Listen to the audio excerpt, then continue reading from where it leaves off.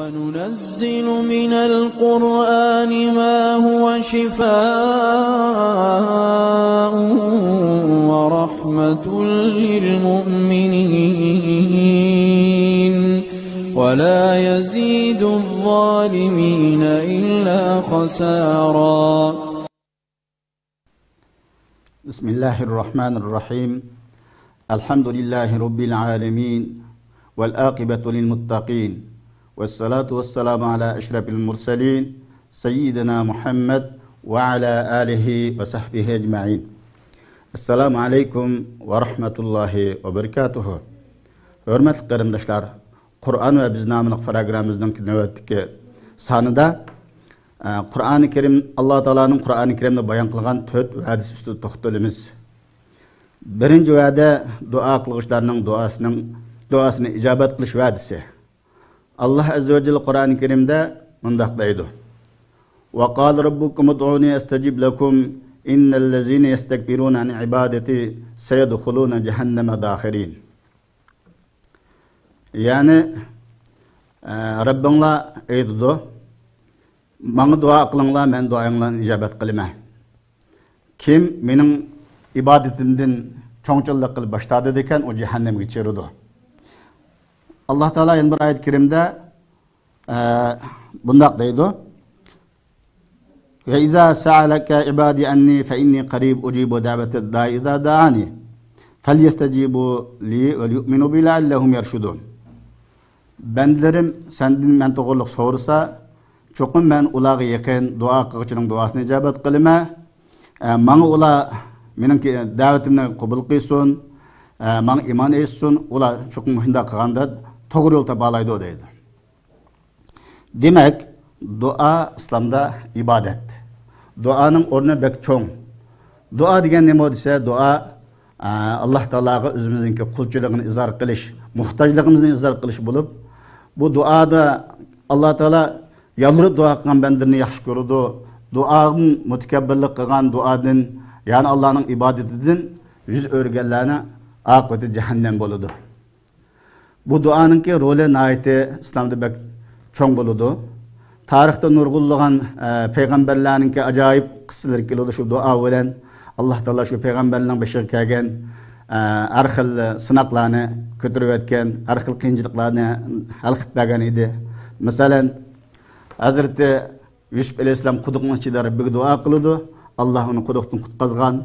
Hazreti İbrahim Aleyhisselatü Vesselam otuk taşlanğanda Rabbiga sığınıp dua kıldı. Allah otqa hitap kılıp otne salam ve naiti salqın qıp berdi, salamet qıp berdi. Şunun için Yunus Aleyhisselatü Vesselam beyliqninki lahanlının kanıda Rabbiga yalvarıp dua kıldı. Allah Teala şu beyliqnin kanından çıkarıp yani kayıt hayatlık berdi. Şunun için Peygamberimiz Muhammed sallallahu aleyhi ve sellem bu müşrikler tarafından Gar Hira'da yatqa vaxtida Rabbiga sığınıp dua kıldı. Müşriklerinin hile mikirlerden onu suikast bile öldürüp için Allah saklap kaldı. Şunun için Bedir uğruşlarında Rabbiga dua kıldı. Nuru kulluğun sahalarda dua kıldı. Allah duasını icabet kılıp galip ata kıldı. Şunun için tarihte nuru kulluğun salih adamlarının başa gelgen kıyınçılıklarını dua olan Allah Teala hal kılıp etken idi. Şu kıyınçılıklarını kötürüp murad maksatlarına etkizgen idi. Man dua müminden ki kuralı, duanın rolü hakikaten bek mühim. Dua kılış, kandak duanın ki nuru kulluğun icabet bulgan saatlerini yo, vaktlerini ulumala oturup koygan. El mühim dua diyen şu üzerine kalbi bilen Allah Teala'ga yalvarıp durup tili arkalık bolsun üzerine arkanda ihtiyacını Allah'ın tileş dua buludu. Allah Teala dua üzüge yalvarıp dua kılgan bendirini yaxşı gördü. Yalvarıp dua kılgan bendirinin arkanda hacetlerini Allah ada kılıdı. İkinci Allah'ın Kur'an-ı Kerim'deki ikinci vadisi şükür kılganlarga nimetini ziyade kılıp beriş vadisi. Allah Teala Kur'an-ı Kerim'de ve iz teazzene rabbukum la in şekertum la azidennekum ve la in kefertum inna azabi leşedid deydi Allah. Öz vaqtida Perverdigarыңla nimetine şükür kılsanlar onu tehim ziyade kılıp berimen. Eğer onu inkar kılsanlar, naşükürlük kılsanlar nimetimge azabım hakikaten katliyak deydi. Bu ne'matga shukr qilish, ne'matning ziyoda bo'lishininki bir yo'li. Cenab-ı mana güzel bizga va'dalarni berib, biri yuqorida duo qilsak, duoyimizni ijobat qilishga va'da. Allah va'dasiga vafo qilishlik, nur qilgan yuqorida degandek duolarimizni ijobat qilib, ikkinchidan Allohning ikkinchi va'dasi shukr qilgan bandasiga ziyoda qilib berish. Bunun tarixiy misollari bek ko'p. Banda Allohning ne'matiga shukr qilsa, Alloh taolo taxmo ko'p beradi. Mayli ma'naviy jihatdan bo'lsin, moddiy tarafdan bo'lsin, Alloh taoloning ne'matlarini shukr qilish bu ne'matning ziyoda bo'lishiga vasila bo'ladi. Shu Alloh taolo yana bir oyat karimda va ataakum min kulli ma sa'altumuh va in ta'uddu ni'matallahi la tuhsuha deydi. Sizlar Allah'dan tilegen narsalarni hemen Allah sizga ba'di deydi. Allah'dan nimet tilesanglar Allah tilegenlerini ba'di. Eğer Allah'ın nimetlerini sanaydigan bolsa onu sanap tüketenmeysler deydi. Allah'ın nimetleri çeksiz. Allah'ın nimetleri çeksiz. Biz bendiler aciz. Biz Rabbimizge bergen nimetlere şükür kılsak, Allah Teala'nın va'disi var ki çokum ziyade qilib berish. Her bir mümin hayatıda o'zininki yaxshi narsalarni, ne'matlarning ham ziyoda bo'lishini orzu qilmaydigan mu'min yo'q dunyoda. Biz ne'mat Allohning ne'mati ziyoda bo'lsa ekan, texmo masalan bir turmush nimalarda hayot turmush maishatlarimiz texmo yaxshi bo'lsa ekan deydi ekanmiz, ne'matga shukr qilsak, Alloh taolo texmo ziyoda qilib beradiganligida shak yo'q. Endi Allohning ne'matiga shukr qilish qanday bo'ladi? Ne'matga shukr qilish biri Allah şu bergen ne'matni yaxshilik yo'llarga ishiltish, gunoh ma'siyatlarga ishlatmaslik, adolat barpo qilish ishiltish, zulmni tusish ishiltish, hatto shu ne'matningki qo'lga kelishiga vasila bo'lganlarga rahmat aytish. Payg'ambar bir hadis var. Allah bu insonlarga shukr qilmagan odam Allohga shukr qilmagan bo'ladi deydi. Her qanday bizga bir yaxshi ishga vasila bo'lgan odamlarga o'zimizningki loyiqida rahmatni bildirishmi, bu Alloh shukr qilganlikning jumlasidan bo'ladi. Bu shukr mana yuqorida kelganidek birinchidan mush Allohning berganiga, mush ne'matning Alloh tarafidan kelganiga qalbimiz bilan iqror qilish, tilimiz bilan alhamdulillahni tekrar aytish. Mayli biz har qanday bir ne'matga ulaşsak, darhol biz shukr qilish bilan bo'ladi. Yani bu şükürdenki alaydı bir tarafı, yani Rabbimizge secde qilish. Hazreti Peygamber sallallahu aleyhi ve sellem'ninki putları kapırıp ketkende kişi namaz okup, emsilenki ilgirki keyinki günahlar köçürüm kılıngan dursa, ya Resulullah boldu kısa degende Peygamber sallam, men Rabbimge şükür kılgan, ben de bulmam degen sahih hadisler var.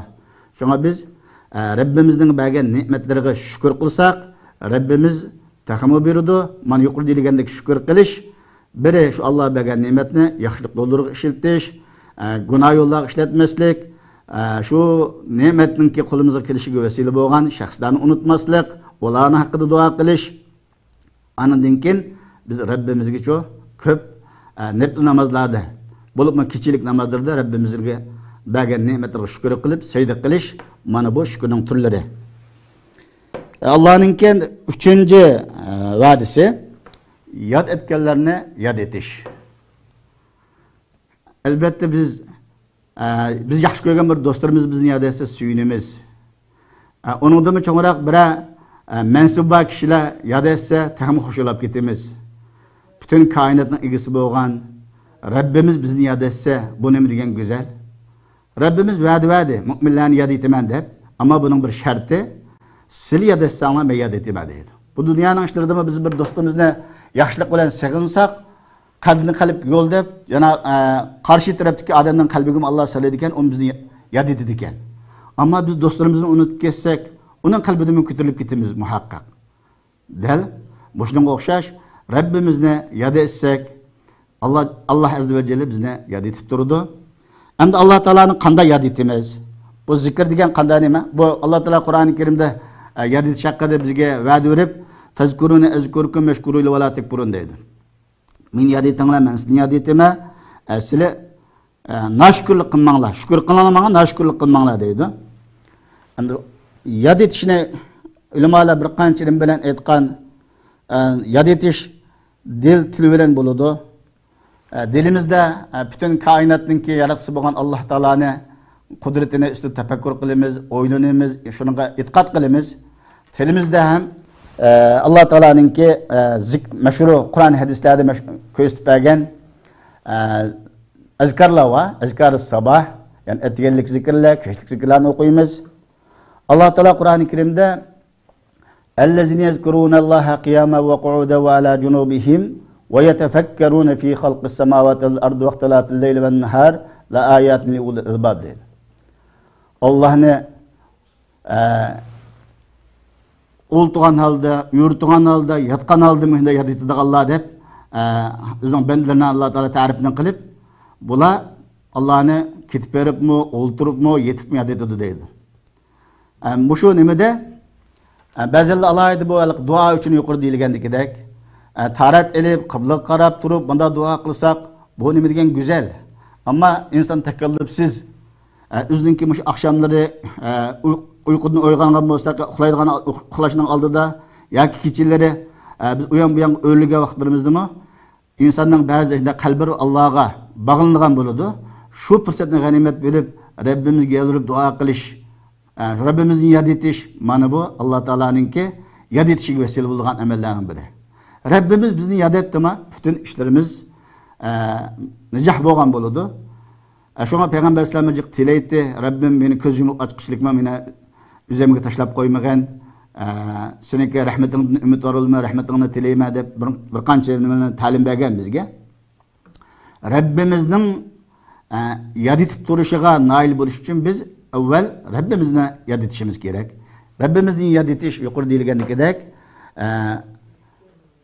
etgan akşamlık zikirlarni o'qish orqali, hatta Qur'onni o'qish orqali, shunga o'xshash bu azkarlarni o'qish orqali nurg'ulg'an zikrlar yo'li qo'yilgan. Mushu orqali biz Allohni yod etsak, cho'qim Allah bizni yod etadi. Bizni yod etgandan keyin dunyo oxiratlik ishimiz hal bo'lgan bo'ladi.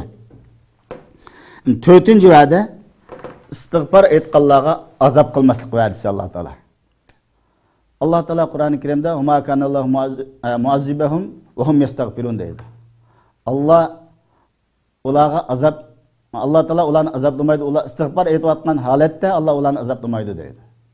Shunga hammamiz Allohning azobidan qo'rqamiz. Bu azob ham balkim dunyoda Allohning har xil azoblarga duch kelamiz. Allohningki mushunda dushmanlarning qo'lida azobni to'g'ri kelib qolamiz. Biz istig'forni ko'p aytgan hamon Cenab-ı Allah azobni ko'tarib yetadi ekan. Ham istig'for aytayotgan bandaga hargiz dünya ve ahirette azap olmaydı. Şu Allah Teala'nın bu 4-cü vədisi biz istig'for etip dursak Allah Teala'nın bizne azaptan kötürüydüğanlığı, azap kılmaydıqanlığı bu vədisi. Hemmeyle bu Allah'ın vədirdən yaxşı paydalanışımız gerek. Mana vaqt itibarıyla bugün fakat sizlerge 4 Allah'ın güzel vədlərini esletip öttüm. Birinci duanı icabet kılış vədisi Allah'ın. Yani biz Allah'a duanı icabet kılış için biz dua kol götürüşümüz gerek.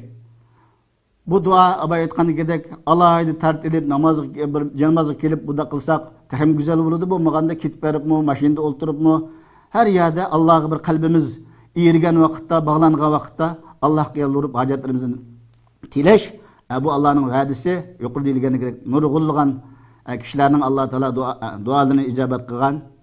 Allohningki bu ikkinchi va'dasini buni biz obdan yaxshi tunib o'tdik. Shukr qilganning bendige nimetini tam ziyade kıpırdıqanlığı. Üçüncüsü bolsa yad etkenlerini Allah'ın yad etip durduğanlığı. 4-cü vədisi istig'for okusak bizni Allah azaplaymaydıqanlığı. İstig'forning bir qancha şekilleri var bo'lib, eng ixcham shekli Estağfirullahal azim ve atubu ileyh.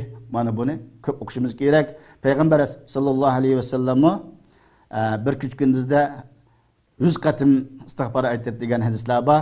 Bu istig'for etishni alaydı benim ketmeydi. Biz yolda maşini git basak mı, bir qatnash qurallarda yoki do'konlarimizda o'ltiribmi, ish ustidami ayta olaymiz. Shunga bu Allohning güzel bu 4 va'dalardan g'afil bo'lmayli. Allohning shu va'dasi, Allah cho'qim va'dasida turdi. Allohning va'dasiga baqilgan bir ahadi yo'q dunyoda. Biz Allohning bu güzel va'dalardan istifade qilishimiz uchun biz bu dört güzel vaadinin hemmesinden bir şartları var. Şu şartlarga riayet kılsak Allah çokum kıygan şu üzünki dört vaadisi de turudu. Ve ahiru davana enelhamdülillahi rabbil alemin sallallahu ala hayri halqihi Muhammed ve ala alihi ve sahbihi ecma'in.